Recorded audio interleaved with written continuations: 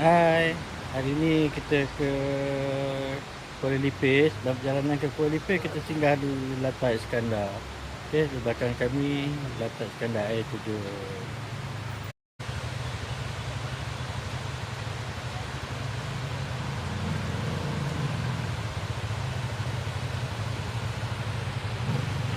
Okey, di belakang tu ada kedai-kedai. Kedai banyak kedai. Lapangan.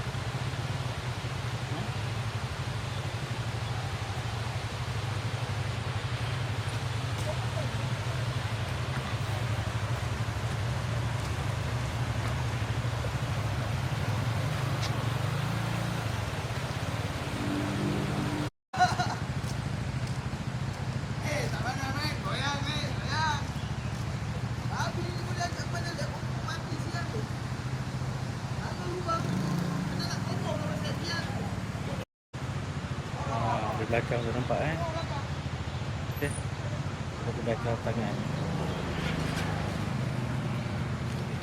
Jalan ke Mahelin.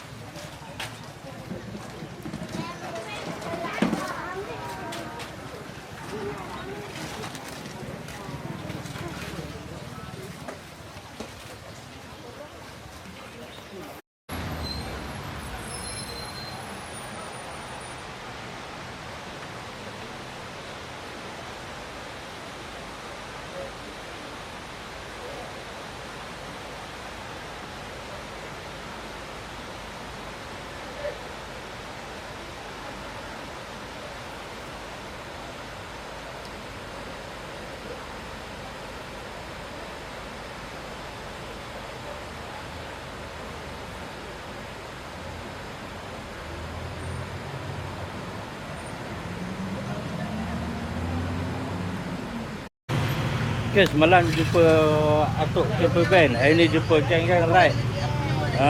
Kita ride daripada Melaka kan.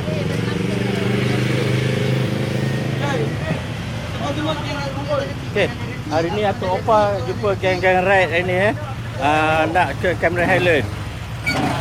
Okay, kita jumpa dalam YouTube. Okay, jumpa lagi.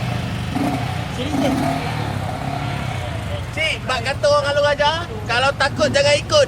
Kalau ikut jangan takut. Mana tak? Lalu Gajah, orang Bote. Ya, mana Orang tahan? Melaka, orang Melaka. Mana orang Bote? Ni handphone apa? Cuma jangan nak pergi. Masih ikut ni.